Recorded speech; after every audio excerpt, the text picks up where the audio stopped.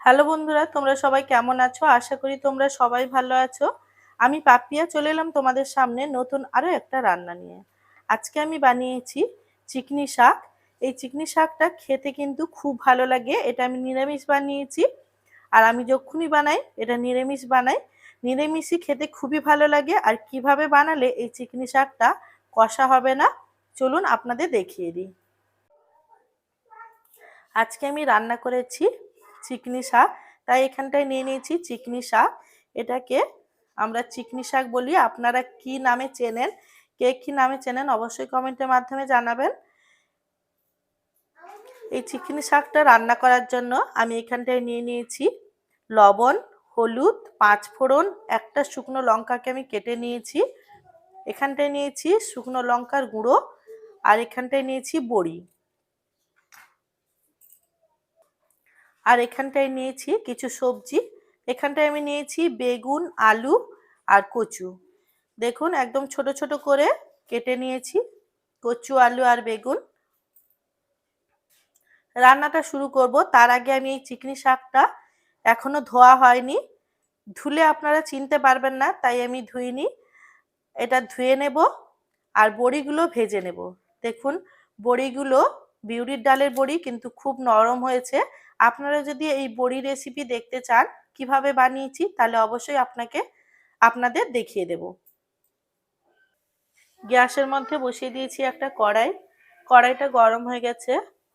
আমি কড়াইয়ের মধ্যে দিয়ে দিচ্ছি রাইস অয়েল। আপনারা চাইলে কিন্তু যে কোনো তেল ব্যবহার করতে পারেন।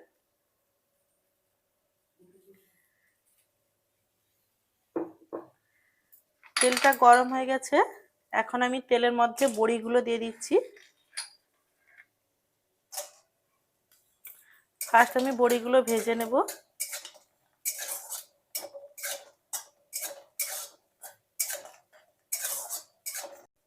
বড়িগুলো ভাজা হয়ে গেছে, তুলে নিচ্ছি।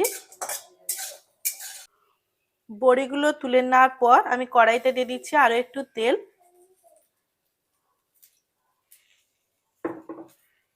তেলটা দেওয়ার পর আমি এর মধ্যে দিয়ে দিচ্ছি 5 ফোড়ন আর শুকনো লঙ্কা।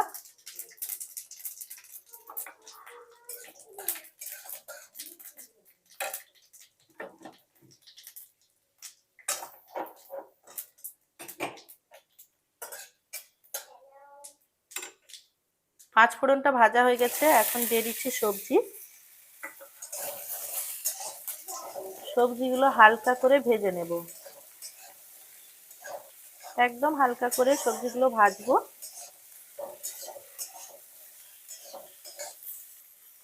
সবজিগুলো হালকা করে ভেজে নিয়েছি, এখন আমি ওর মধ্যে দিয়ে দিচ্ছি পরিমাণ মতো লবণ,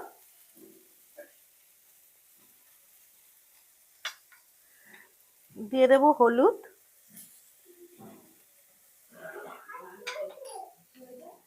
এখন আমি দিয়ে দিচ্ছি লঙ্কা, গুঁড়ো লঙ্কা দিয়ে দিচ্ছি। এখন ভালো করে আবারও হালকা করে ভেজে নিচ্ছি। এখন আমি এর মধ্যে দিয়ে দিচ্ছি জল।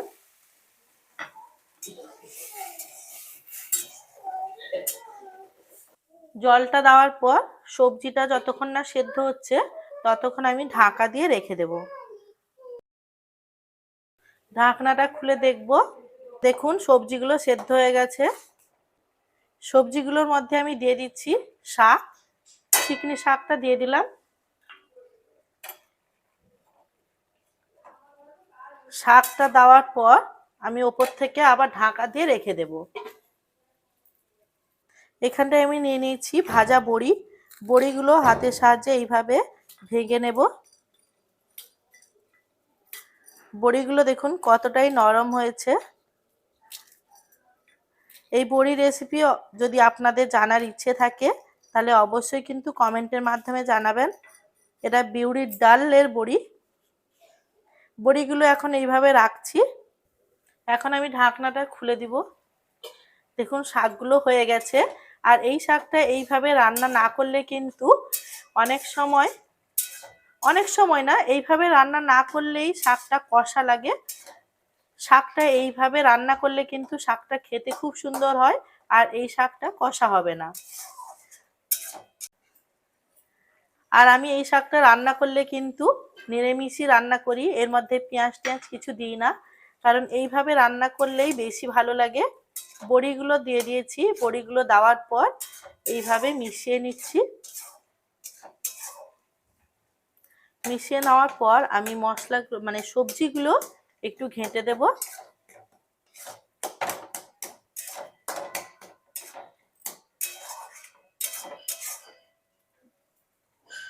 রান্নাটা কমপ্লিট হয়ে গেছে, নামিয়ে নেব। আপনারা দেখছেন এইভাবে যে জলটা অল্প আছে, ওই জলটা কিন্তু বড়ি টেনে নেবে। এখন আমি এটা বন্ধ করে দিলাম। আজকের এই রান্নার রেসিপিটা যদি আপনাদের ভালো লেগে থাকে অবশ্যই লাইক করবেন, শেয়ার করবেন এবং সাবস্ক্রাইব করবেন। দেখা হচ্ছে নতুন কোনো রান্নার সাথে।